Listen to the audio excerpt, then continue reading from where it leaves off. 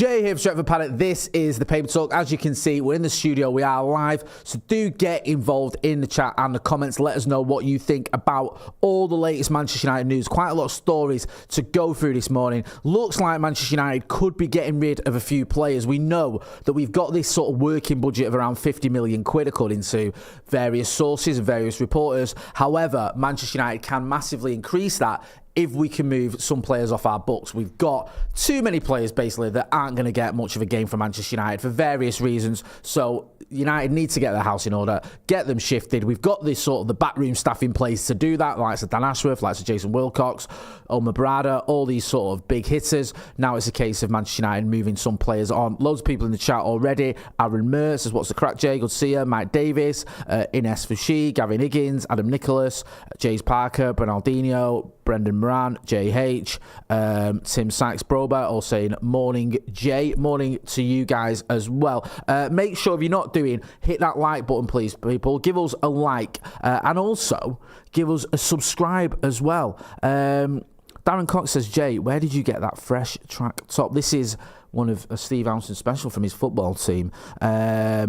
Morning, Jason Jacoya Trot. We're going to get into Mason Greenwood in a minute because I know Mason Greenwood was on the thumbnail. A little bit of an update there, so we'll let you know what is going on with Mason Greenwood because there's been back and forth. Is he going to go? Where's he going to go to? I think the players have actually got to come in, who are not away with the Euros or away with the Copa America, have got to report for training next week. So United need to make a decision on Mason Greenwood because it's all obviously a little bit different for him. It's not just a case of is he going to stay at Manchester United long term. It's what are they going to do if he doesn't go anywhere because he's not in the team for reasons other than football ones. Let's talk about Harry Maguire because he's a player that's been linked with a move. You can see here in the Daily Mirror, this is from their diary, or their live blog, I should say, 25 to 7 this morning. Key event.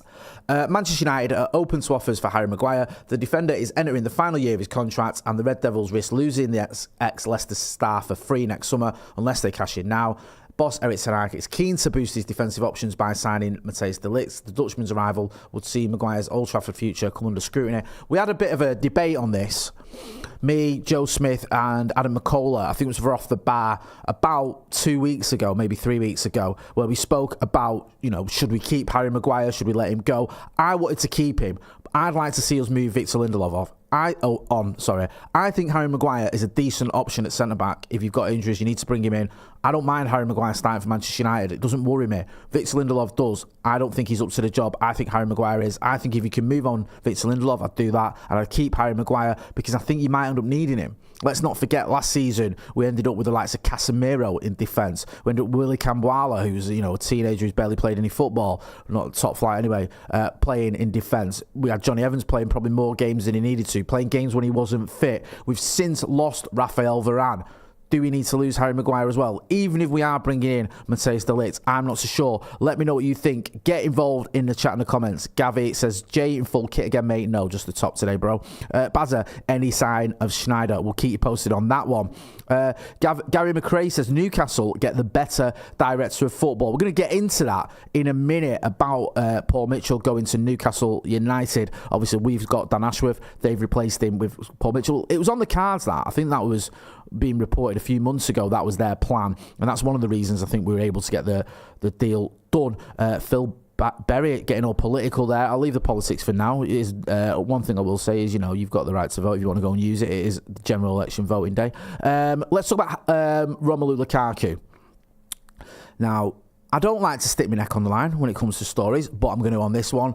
I don't think this is going to happen. I think there's more chance of me playing for Manchester United next season than Romelu Lukaku. The Daily Mirror running this one, it says United are reportedly eyeing a return for former striker Romelu Lukaku should they fail to sign Joshua Zirkzee.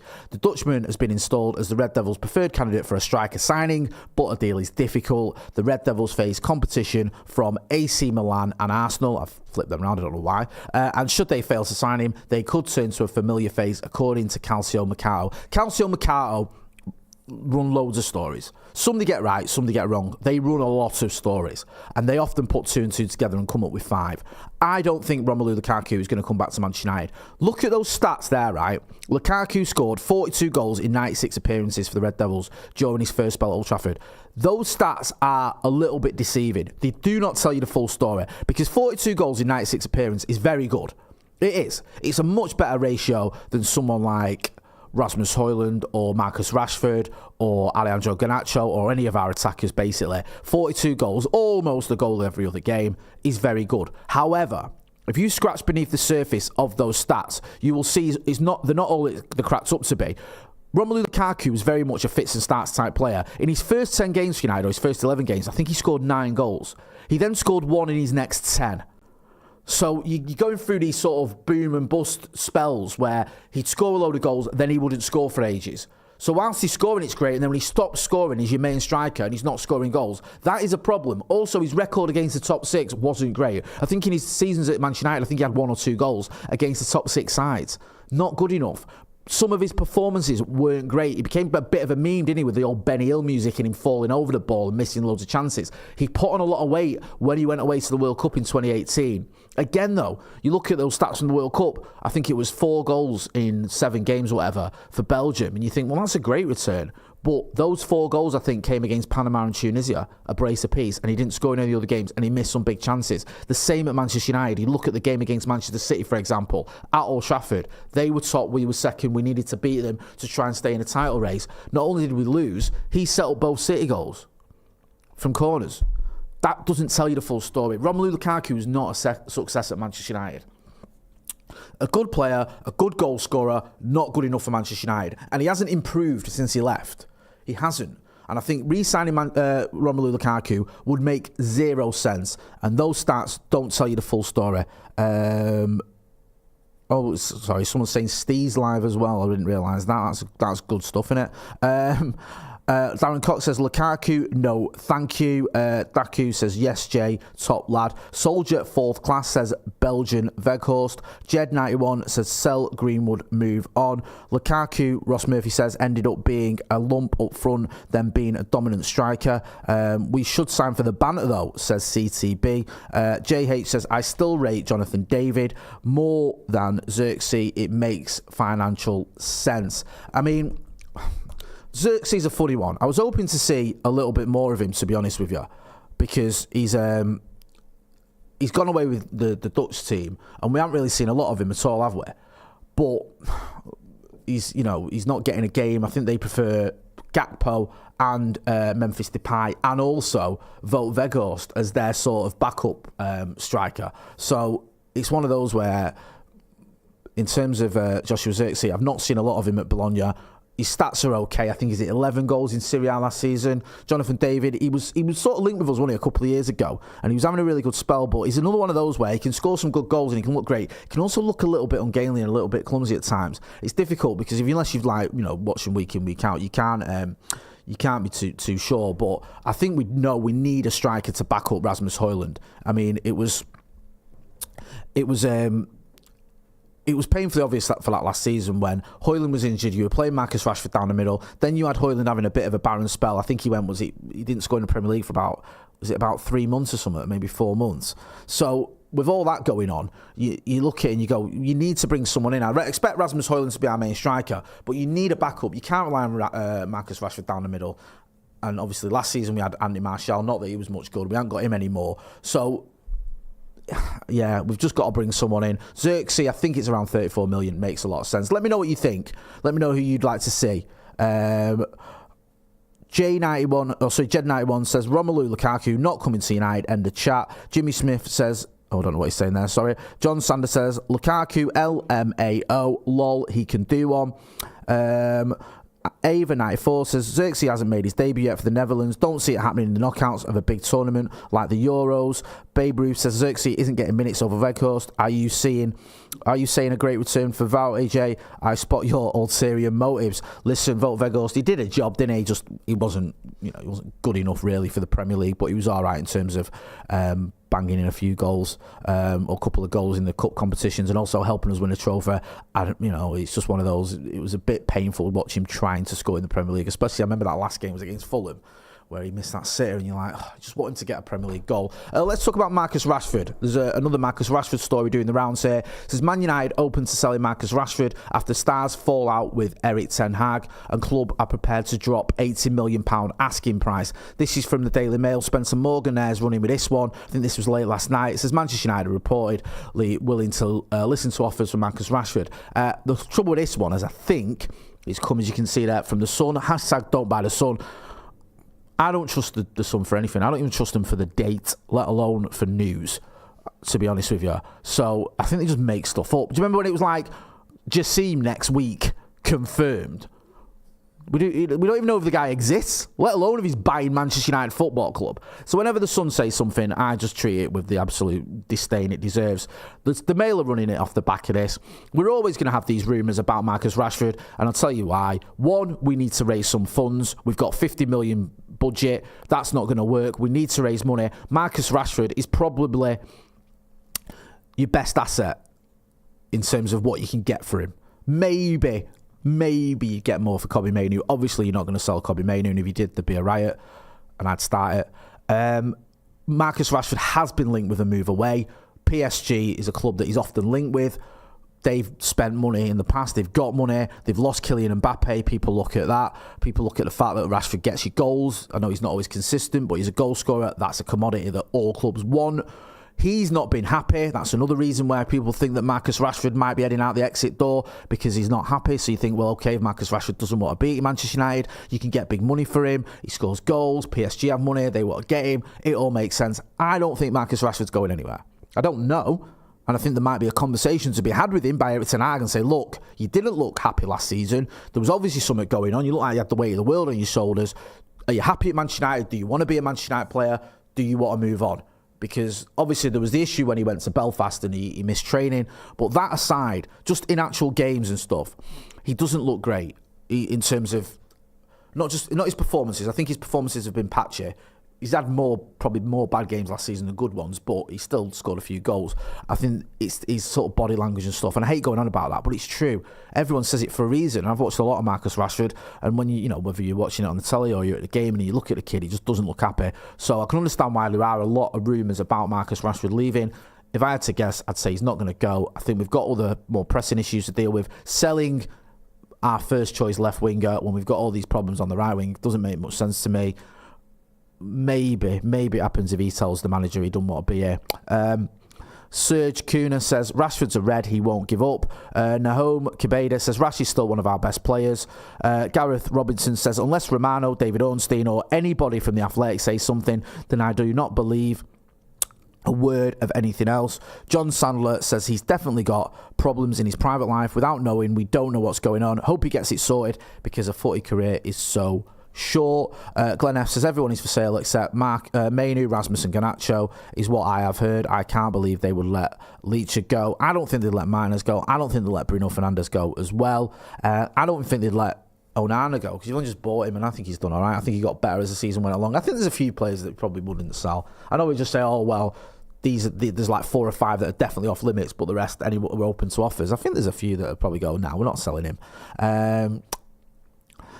S. Hag says Rashford needs to perform every season, not when he needs a new contract. That's the sort of stick that's often used to beat him. He had his best spell, didn't he, or his best season.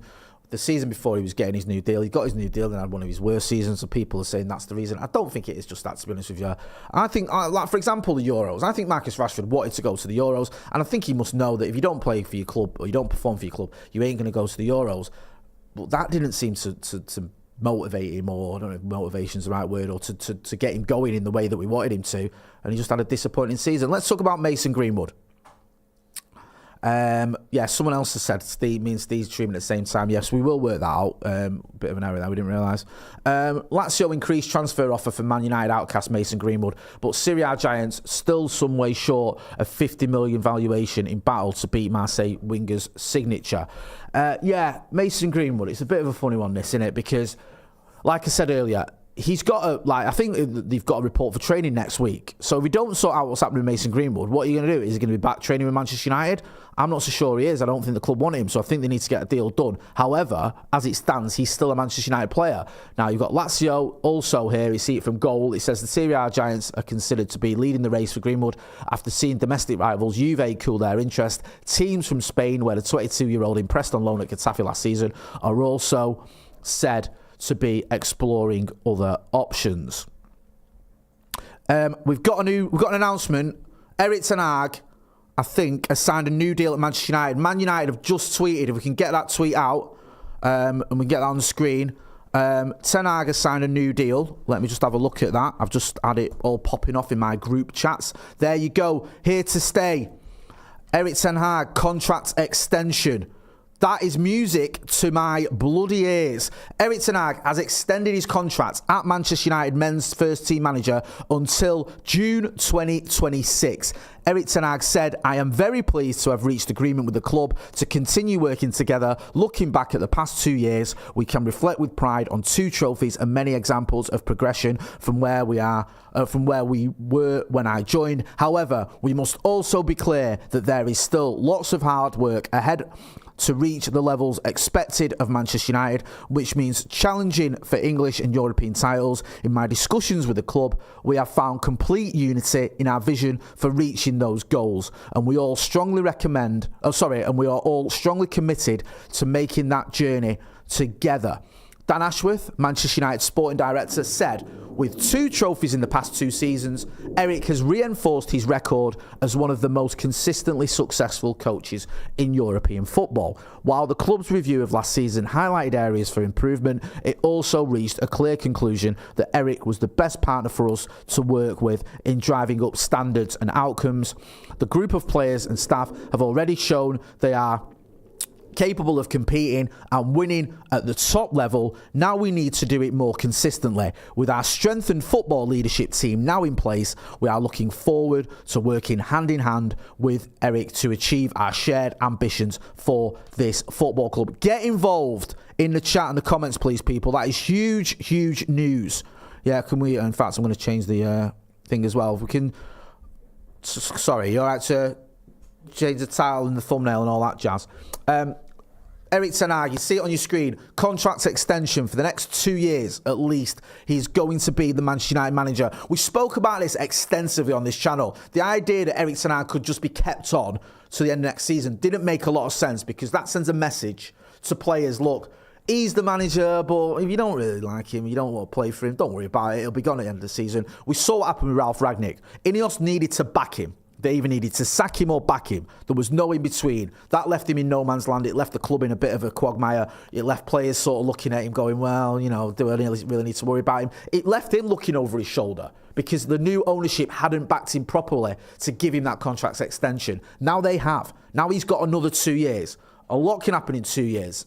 That doesn't mean that he's going to be there full 2 years. Things might go wrong. He might end up getting sacked, of course. I hope it doesn't happen. It could. But it does send a message. It sends a message to Erik ten Hag. It sends a message to players you want to sign. If you're trying to get Matthijs de Ligt to come to Manchester United, and you've got a manager that is going to leave potentially next summer, a manager that de Ligt knows and has played for, and as far as we know, gets on with, that isn't much of a carrot for him. Yeah, Erik ten Hag's going to be your manager for the next 10 months. If you say, look, Erik ten Hag's the manager for the next couple of years at least, that might be a more attractive proposition for Matthijs de Ligt. It makes sense as well that you've got Dan Ashworth's fingerprints all over this statement. I said this the other day on the live when me and Joe were chatting. I cannot imagine that Dan Ashworth, who was not consulted about Erik ten Hag staying as Manchester United manager, it made zero sense to me that you would bring in a director of football and not let him know or let him have a say in who the manager is going to be. If Dan Ashworth had come into Manchester United and his first thing would have been, I don't want Erik ten Hag as manager, what would the club have done then? We'd have been in a stupid situation where you go, well, tough, you're going to have to, because we can't sack him. We've just, we've told him he's staying. It would have been completely untenable. So I think Dan Ashworth was consulted. I think he was happy to work with Erik ten Hag, and I think the club needed to do what they've done, giving him a contract extension. Look, I'm going to get into comments in a minute. Please do hit that like button as well and get involved in the chat in the comments. There's loads of you in the comments. I will get to it. Everyone who watches this channel knows my stance on Erik ten Hag. I wanted him to stay. I was buzzing when we didn't get rid of him. I didn't want Tuchel. I didn't want Pochettino. I didn't want Potter or Southgate, which actually made me feel a little bit sick. I didn't want any of the names that were being bandied about. I wanted us to stick with this manager. I know we finished 8th in the Premier League, which is unacceptable. We cannot have that again. And if we have it again next season, he'll be sacked.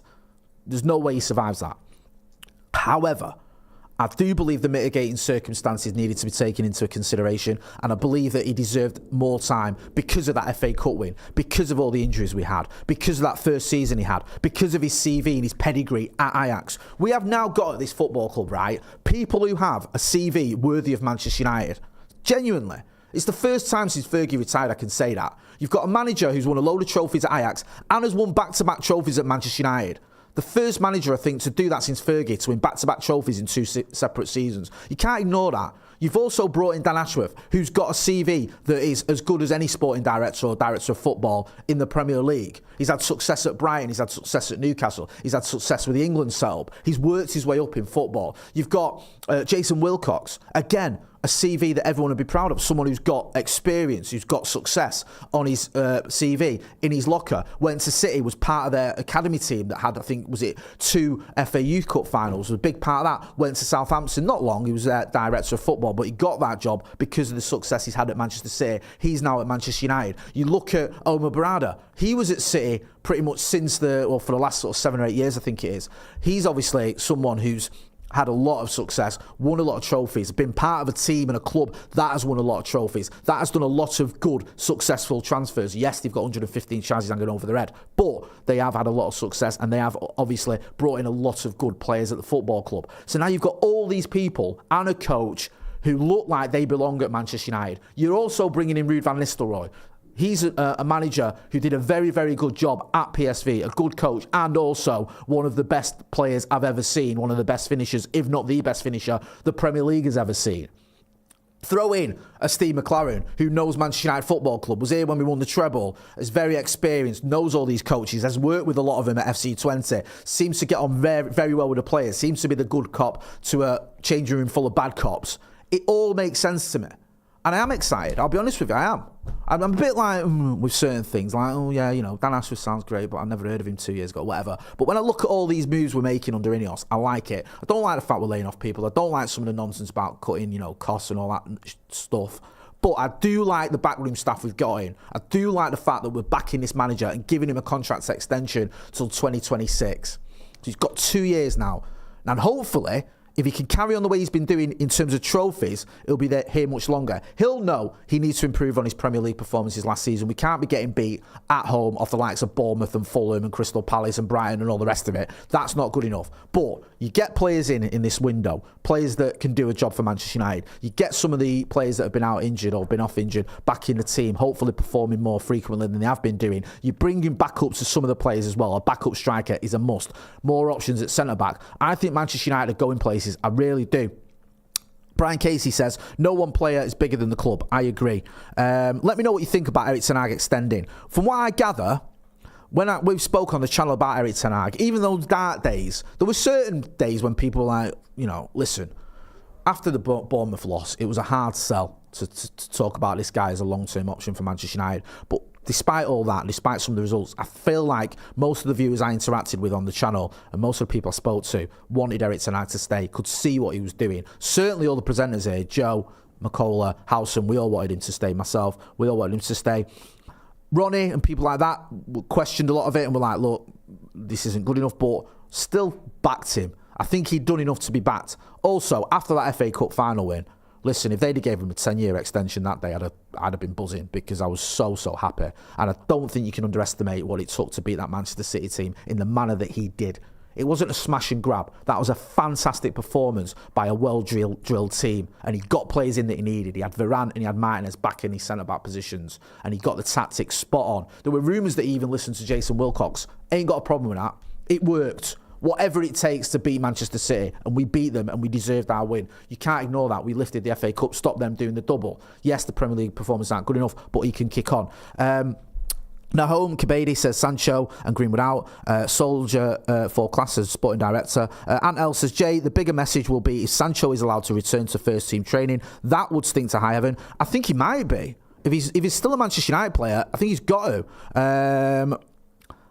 How does Scotty feel about the news, says Brian Casey? Scotty got to the point, I think, Scotty, my pal, it wasn't very pro Ten Hag, to say the least. I think he got to the point where, looking at other options, he understood that the other options weren't great. They were all flawed. I think Tuchel was his preferred one. It became obvious, I think, about 3 weeks ago that Thomas Tuchel wasn't coming to Manchester United. The club announced it. I think they flew to Ibiza to tell Erik Ten Hag that he was going to be kept on as manager. He spoke about that when he was covering the Holland game for the Euros. He said that they came to visit him. They told him he'd be the next manager. He'd stay as the manager. Makes a lot of sense to me, but he had to have that extension. Otherwise, it felt like you just weren't really backing him.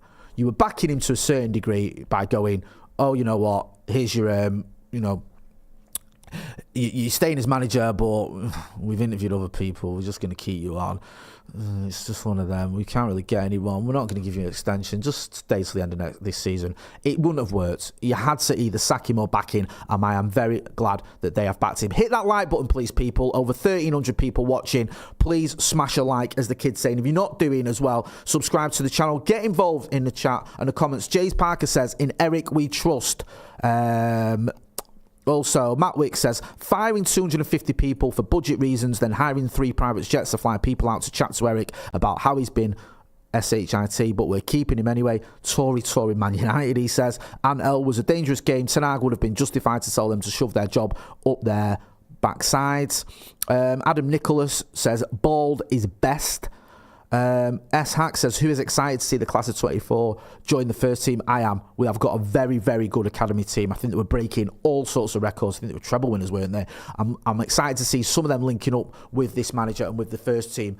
Don't forget as well, right? Erik Ten Hag, it doesn't get much credit for the way he's handled some youngsters, and I think he deserves a little bit more. You look at Kobe Mainoo, for example. There was a time, like a year ago, a bit longer, probably 2 years ago now, when everyone was saying, oh, Charlie Savage, Zidane Iqbal, and I'm one of those people, need to be in the first team. And Erik Ten Hag seems to have an eye on Kobe Mainoo, and sort of he leapfrogged them, and he was in the squad, didn't get many minutes, but was brought in gradually. Then when he got injured, people thought, okay, he's injured, that's a shame. In that game against Real Madrid, probably not going to get many minutes this season anyway. He would have been a squad player. But as soon as he was fit, he was brought into the team. You saw that full debut against Everton at Goodison. Phenomenal. And he's been managed well, and he's done well. It's not been perfect. There's been 1 or 2 games where you can see he's been a bit leggy, or the tactics haven't been perfect. And we, remember Jamie Carragher pointing that out on Monday Night Football. But on the whole, I think he's been handled very well by Erik Ten Hag. I don't think Erik Ten Hag gets credit. And you saw those images of him, Garnacho, Ten Hag, Garnacho and Kobe Mainoo at the FA Cup final. It looks to me like they've got a good relationship, and I'm excited to see Erik Ten Hag, what he does with these youngsters as well, because you look at what he did at Ajax. He brought through a lot of those young players from the academy, the Ajax way, similar to the Manchester United way in what we do with our academy. I think he's the right manager for the job. I'm very, very happy that he's been given an extension. It made sense. I wanted to see him kept on, but if you're going to keep him on, then you simply have to give him this contract extension. And that is the big news this morning, is that the club have just announced that Erik Ten Hag has been given a contract extension. He's going to be here till 2026 at least. I'm hoping he's going to be here for the next decade. I'm hoping we're going to see a Sir Matt Busby, Sir Alex Ferguson type era, because Manchester United, we've had loads of managers, haven't we? And what we've had is these 2 absolute legendary managers who've won loads of trophies. And then in between then, you've had all these other managers who, some have done okay, but none of them have done quite anywhere near what those 2 have done. It'd be great to see a third manager sort of take Manchester United into the stratosphere. The signs from Erik Ten Hag so far for me are so good, and hopefully we'll see a lot more of him. I'm going to wrap it up there. Before I do those, a couple more stories I want to buzz through. Paul Mitchell, he's gone to Newcastle United. There's an announcement there from there. We are delighted to announce the appointment of Paul Mitchell as our new sporting director. I think United just announced Erik Ten Hag just to sort of rain on Newcastle's parade. Oh, you're going to announce that? We're going to announce a manager getting an extension. We knew this was going to happen. That's why we got Dan Ashworth. They were going to get Paul Mitchell. From what we gather, it's one of the reasons we were able to get Dan Ashworth in ahead of the transfer window, or during the transfer window, because there was some reports that Newcastle wanted him to stay on gardening leave, until the end of the transfer window. But they wanted to get the Paul Mitchell deal done. I think they just wanted to move forward. We've all moved forward. We've got an Ashworth. They've got their man. I know Steve was a big fan of Paul Mitchell, but he's going to Newcastle United. If Ineos wanted Dan Ashworth, I think that's fine. I think it's one of those where everyone can actually walk away happy. Also, forgive me, I meant to mention this. I think this was yesterday. Busby Babe, there you can see. You can just scroll up a little bit. Sorry. Sorry, down a little bit there. You can see Jeff Whitefoot, the last surviving member of Manchester United's Busby Babes side of the 1950s, has died. So this was actually a couple of days ago, and I don't think I mentioned it on camera. So thoughts with his friends and family, obviously part of the history of Manchester United, and this is what makes Manchester United great. Not just what we do at the minute, but what we've done in the past, and that's why we are the biggest club in the world, with the best manager to have as well, who's just got a contract extension. We're going to be back with Off the Bar. We're going to be talking about Erik ten Hag's new deal. It's going to be myself, Adam McCullough, Stephen Howson and Joe Smith. So we'll be chatting about all that. Also, we'll be talking about Ruud van Nistelrooy. We'll talk about Rennie Harker. We'll talk about Dan Ashworth. We'll talk about the fact that, am I allowed to say, actually, Manchester United look like we're getting our act together in terms of what we're doing with our coaching and backroom staff. It does feel like that, doesn't it? It feels like we're actually doing some grown-up thinking for once. I've been Jay Motty. Don't forget to hit like, share and subscribe. Thanks for watching.